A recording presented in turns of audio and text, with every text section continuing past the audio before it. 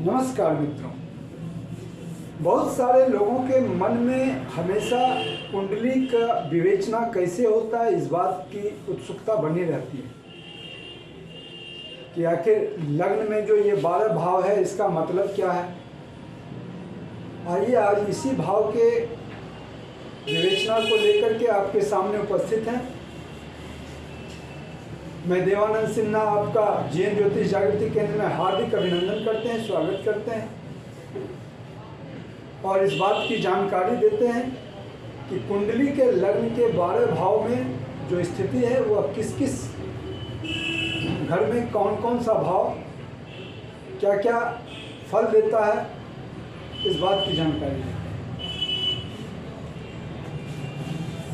सर्वप्रथम ये एक मेष लग्न की कुंडली है। मेष लग्न की कुंडली में लग्न में ही 1 लिखा रहता है और 12वां भाव में 12 लिखा है। इसी तरह हर लग्न की कुंडली में ये नंबर आपकी बदलती चली जाती है, लेकिन ये वहाँ पर ये बात समझने का है, ये नंबर बदले कोई फर्क नहीं पड़ता है, ये भाव किस घर का है ये चीज़ हमको समझना जरूरी है। तो सबसे पहले प्रथम लग्न के अंदर जहाँ आप 1 लिखा हुआ देख रहे हैं, ये तन भाव कहलाता है। किसी भी व्यक्ति का पर्सनालिटी इस घर को देखने के बाद समझ में आ जाता है कि उस व्यक्ति का व्यक्तित्व तो कैसा हो। वो व्यक्ति बोल्ड है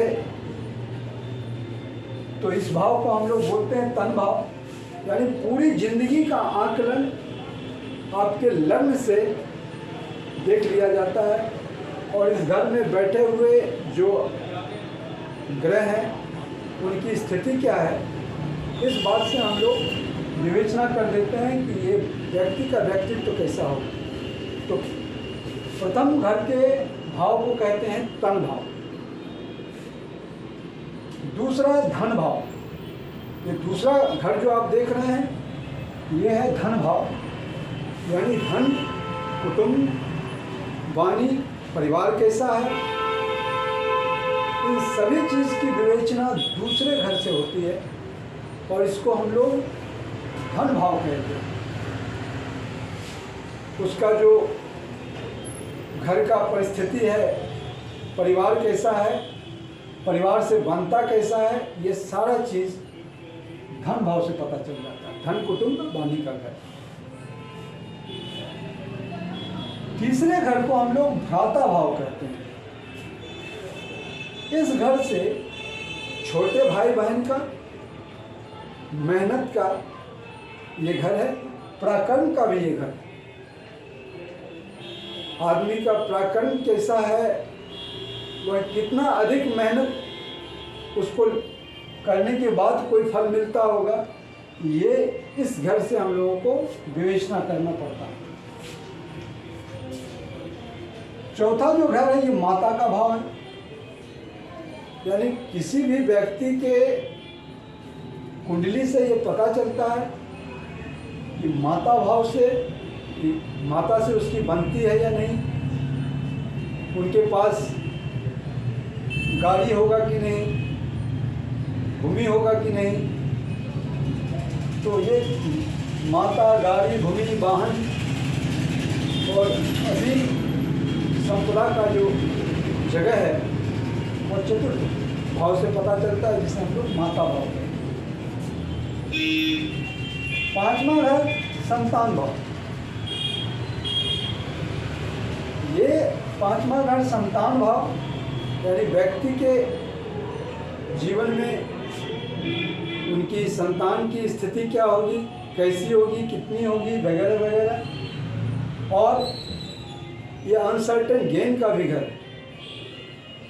बहुत सारे लोग को देखते होंगे कि शेयर लॉटरी खेलने का आदत होता है, तो इस घर से उस व्यक्ति को क्या उससे मुनाफा मिलेगा, फायदा मिलेगा, ये सारा भाव इस 5वें घर से देखा जाएगा और ये संतान भाव के घर से देखा जाएगा। अनसर्टेन गेन, लव अफेयर्स का भी है। बहुत सारे लोगों के जीवन में लव अफेयर्स होती है और वहाँ किसी किसी व्यक्ति को यह विवाह में भी तब्दील हो जाती है, लेकिन यह कभी कभी ऐसा परिस्थिति बनता है कि प्रेम तो होगा परंतु विवाह नहीं होगा। तो ये 5वें घर से देखा जा सकता है, इसे हम लोग संतान भाव कहते हैं। 6ठा घर रोग भाव का।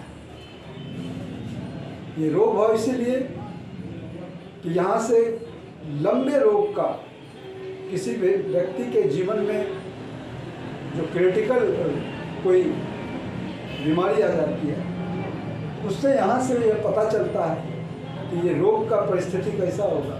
तो लंबे रोग, कर्ज का भी ये घर है,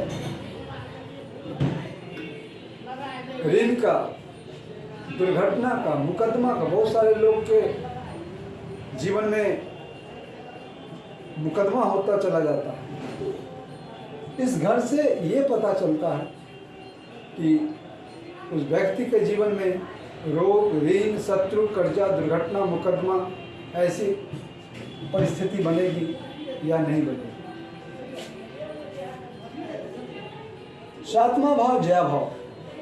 जय भाव मतलब अगर पुरुष हैं तो पत्नी का घर और स्त्री हैं तो पति का घर। इसके अलावा बहुत सारे लोग पार्टनरशिप में बिजनेस करते हैं, पार्टनरशिप में काम करते हैं।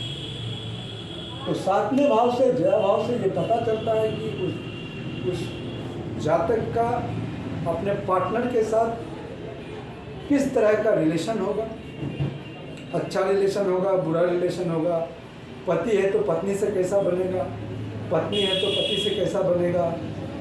और अगर मिलजुल करके काम कर रहे हैं, कोई बिजनेस ही कर रहे हैं, तो उस बिजनेस का क्या परिस्थिति बनेगा, अच्छा होगा, बुरा होगा।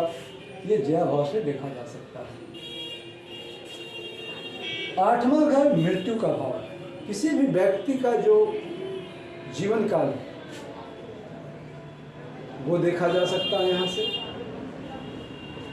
इसके अलावा यह रिसर्च का भी घर है और ऐसा रिसर्च जो छुपा हुआ रिसर्च, वैसा घर जो बहुत बड़े बड़े शोध करते हैं, उस तरह का भी ये घर है। तो अच्छा घर नहीं माना जाता है, ना तो 6ठा ना तो 8वां। व्यक्ति का ये घर ससुराल पक्ष का भी घर है।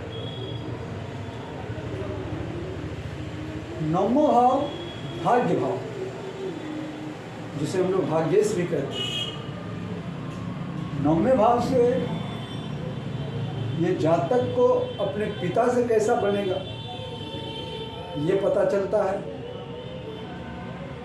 पिता के अलावा उसको जिस भी धर्म का वो व्यक्ति है, उस रिलीजन में उसको कितना विश्वास। विदेश यात्रा का घर, विदेश जाना लिखा है नहीं लिखा है, वहाँ से पता चलता है। 10वां भाव कर्म भाव। ये किसी भी व्यक्ति का जो प्रोफेशनल हाउस है, यहाँ से उसका कैसा प्रोफेशन होगा, वो किस तरह का काम करेगा, ये अच्छा घर माना जाता है। क्योंकि यहाँ से व्यक्ति कितना कर्मठ है, कर्मशील है, कितने शिद्दत के साथ कामों को करता है, ये 10वें भाव से पता चलता है। 11वां भाव लाभ भाव, लाभेश। इनकम कितना जनरेट होगा किसी भी जातक के जीवन काल में और पर्टिकुलर कोई टाइम पीरियड में। क्योंकि जिस ग्रह का भी यहाँ पर प्लेसमेंट होगा, उसकी बहुत सारी चीज़ों का आकलन देखा जाता है कि महादशा किस चीज़ की चल रही है, अंतर्दशा किस चीज़ की चल रही है, प्रत्यंतर क्या चल रहा है। तो ये हो गया लाभ भाव। और 12वां घर ये खर्च भाव है। कितना, जिसे कितना इनकम है तो कितना खर्च। और किसी का ये घर कमज़ोर पड़ जाए और ये बहुत मजबूत हो जाए तो आमदनी अठन्नी और खर्चा रुपया, जीवन भर वो जो है कमाएंगे जितना, उससे ज़्यादा हमेशा खर्च ही लगा रहेगा, और किसी का ये भाव कमज़ोर हो गया और ये अधिक मजबूत हो जाए, तो आमदनी आती रहेगी, खर्च चाहे जो भी हो। तो 12वें भाव से खर्च भाव है, ये अस्पताल का भी खर्चा है। इस भाव से हम लोग अस्पताल के खर्च को भी देख सकते हैं। इसके अलावा यह इम्प्रिजमेंट का भी घर है। बहुत सारे लोगों के जीवन काल में देखते होंगे कि वो कारागार में चला गया, तो ये जेल यात्रा का भी घर है, और अस्पताल का घर, अस्पताल खर्च का घर है, साथ ही खर्च का घर है। तो कुल मिला के 6, 8, 12 इसको शुभ नहीं माना जाता है। दर्शकों, आपको मैंने कुंडली देखने की जो पद्धति है उसका प्रथम चरण आज आपको दिखाया कि हर घर का क्या महत्व होता है, और हर घर के महत्व को आप समझ सकते हैं। तो पहला भाव तन भाव, धन भाव, भ्राता भाव, माता भाव, संतान भाव, रोग भाव, जया भाव, मृत्यु भाव, भाग्य भाव, कर्म भाव, लाभ भाव और खर्च भाव। कुल मिलाकर के ये 12 भाव का यहाँ पर हमने विवेचना किया। आशा है आप निश्चित रूप से आसानी से समझे होंगे। अगर आपको वीडियो समझ में आ रहा हो, पसंद पड़ रहा हो, तो जीवन ज्योति जागृति केंद्र को अवश्य आप सब्सक्राइब करें, लाइक करें, शेयर करें, ताकि मैं इसी कार्य को आगे बढ़ाते रहें और आपको अच्छी अच्छी सूचना देते रहें। धन्यवाद।